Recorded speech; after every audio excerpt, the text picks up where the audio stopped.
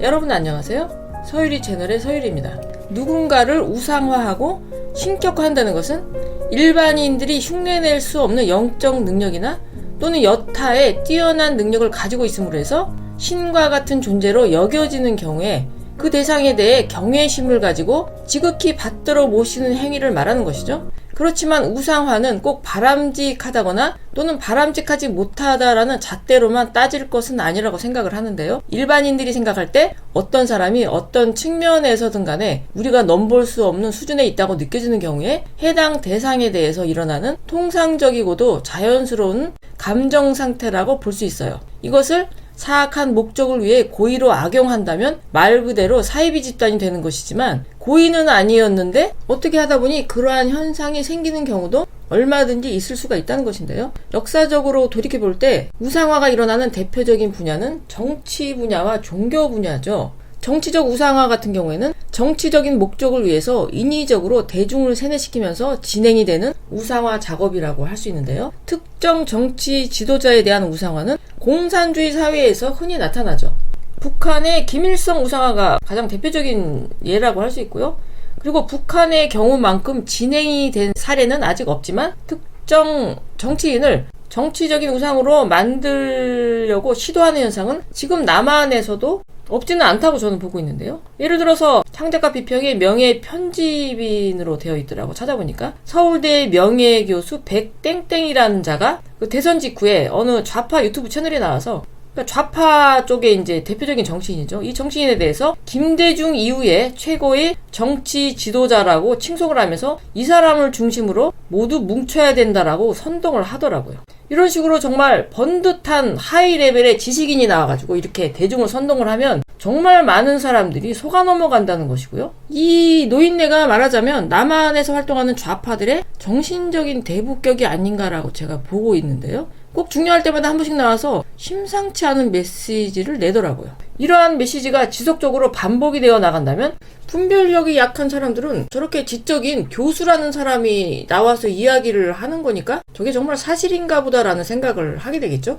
그래서 이런 좌파의 논리에 세뇌된 대중이 어느 수 이상을 딱 넘어가게 되면은 그 나라가 공산화가 되는 거는 정말 식은 죽 먹기가 되는 거죠. 지금 이 사람이 칭송을 했던 그 정치 지도자라는 사람은 평생을 감옥살이를 해도 시간이 모자랄 정도의 수많은 범죄를 지은 것으로 강하게 의심이 되고 있는 그런 정말 기가 막힌 사람인데 이 사람을 이런 식으로 이제 칭송을 하고 있다는 것은 이 사람을 우상화하기 위한 기초 작업에 들어가고 있는 것이라고 봐야 되겠죠. 물론 우리나라가 결국에는 공산화가 되지는 않겠지만 만약에 그렇지 않다고 하고 더 많은 사람들이 이런 식의 메시지에 세뇌가 되어서 나라가 뒤집어진다고 하면 결국 이 사람은 어떻게 되겠어요? 그때쯤이면 북한의 김일성이나 김정은과 같이 남한을 대표하는 수령님으로 등극을 하게 되겠죠. 조금만 생각해보면 답이 다 나오는 거죠. 이것은 정말 이런 무서운 세상에 우리가 살고 있다는 거죠. 이러한 정치적인 우상화는 종교의 그것과 본질이 다르지 않는데요. 이 지도자만 믿고 앉아있으면 모든 것을 해결해준다는 식의 논리로서 사이비 종교의 논리와 하나도 다르지 않다는 거죠. 그 다음으로는 종교 분야의 우상화가 있는데요. 이는 특정 종교 집단이 내세우는 교주에 대한 우상화로서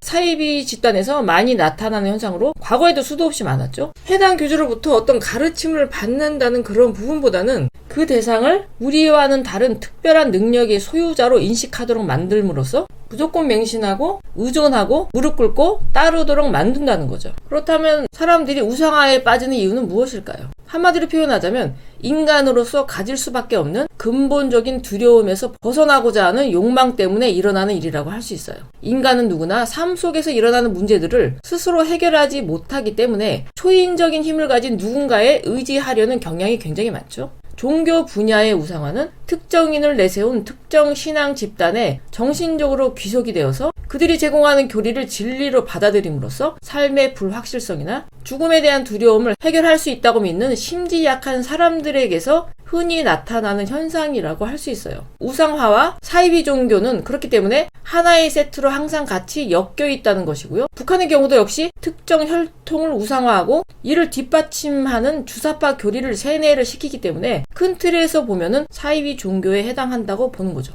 그러나 그들이 가르치고 있는 교리라고 하는 것은 대부분 특정 대상에 대한 우상화를 효율적으로 달성하기 위해 첨가된 여러 가지 요소 중에 하나일 뿐 피가 되고 살이 되는 진리는 아니라는 것이고요. 그러한 교리에 세뇌가 됨으로써 어떤 편협한 사고의 틀 안에 내가 갇히게 되고 이로 인해서 나의 영적인 발전이 멈추게 된다는 거죠. 그뿐 아니라 일반적인 신앙 집단의 경우에도 그들이 가르치고 있는 교리는 종교 분야의 지식일 뿐 진리는 아니었기 때문에 신도들의 영적 성장을 도와주는 그런 기능이 매우 약할 수밖에 없었다는 것이고요. 그렇기 때문에 그 조직에서 내세우는 특정 대상에 의존할 수밖에 없는 구조가 되었던 것이죠. 이는 기독교 교리나 불교의 교리로 수천 년을 공부했음에도 불구하고 인류의 평균적인 영적 수준이 답보 상태에 머무르고 있는 것만 봐도 얼마든지 알 수 있는 부분이죠. 기독교 같은 경우에는 우리가 예수의 가르침을 공부하고 이에 따름으로써 예수의 수준으로 간다는 그런 개념이 아니라 일반인들은 아예 범접할 수 없는 수준의 대상으로 예수를 세팅을 해놓고 그 가르침을 따르는 것은 그냥 부수적인 요소로 퇴화를 해버리고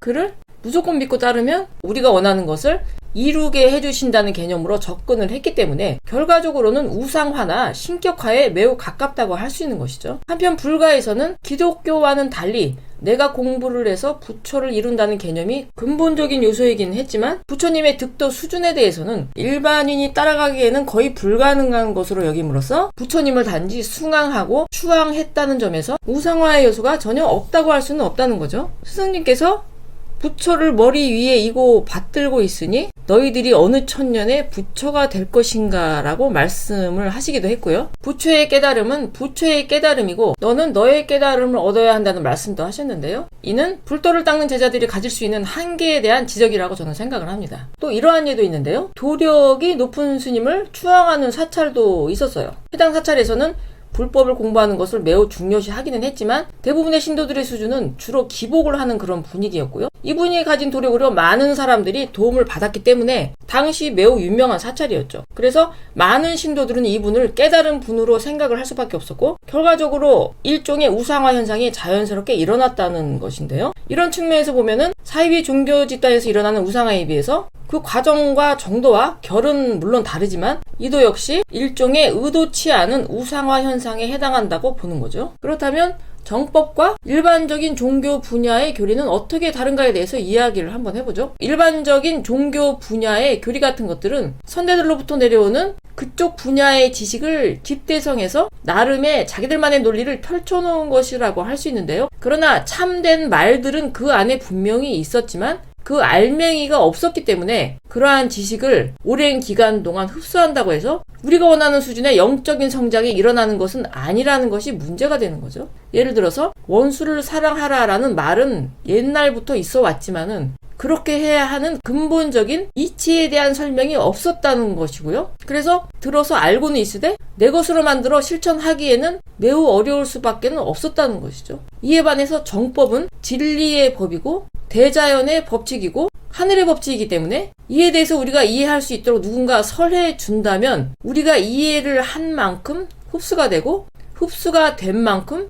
실질적인 영적 성장이 이루어진다는 점에서 기존 종교 조직의 교리와는 근본적으로 다르다는 것이죠. 그러나 이 법을 설하시는 스승님에 대해서 잘 모르는 상태에서 봤을 때는 이상한 교주를 따르는 이상한 신도들의 집단이나 새로운 형태의 신개념의 사이비 집단으로 생각을 할 수도 있다는 거예요. 과거에 어떤 분이 정법 관련해서 자신의 이야기를 영상으로 만들어 올리는 그런 채널이 있었어요. 지금도 그냥 있더라고요. 활동은 안 하시는데. 근데 그 채널의 한 영상에 달려있던 어떤 댓글이 제가 지금 생각이 나는데요. 그 영상은 그냥 본인이 정법을 공부하면서 나름 스승님에 대한 감사함의 마음을 담아서 정성스럽게 만들어 올린 그런 영상이었죠. 근데 이제 그 내용을 자기가 들었을 때는 스승님을 초자연적인 존재로 지나치게 찬양하고 우상화해서 바라보는 것 같다고 아마 본인은 생각을 했나 봐요. 그래서 사람들이 생각할 때 정법을 사이비로 오해할 수가 있으니 이런 영상을 제발 올리지 말아달라는 그런 내용의 댓글이었어요. 근데 이 영상을 올린 그분뿐만이 아니고 사실은 저도 마찬가지인데요. 스승님에 대한 이러한 감사한 마음을 충분히 이해를 하죠, 저는. 왜냐하면 저 같은 경우도 만약에 정법이 뭔지도 모르고 지금까지 그냥 살고 있었다라고 하면 저의 인생이 어떤 나락으로 떨어져서 어떠한 정도로 비참하게 되어 있을지에 대해서 어느 정도는 짐작을 하기 때문에 정말 말로 표현할 길이 없을 정도로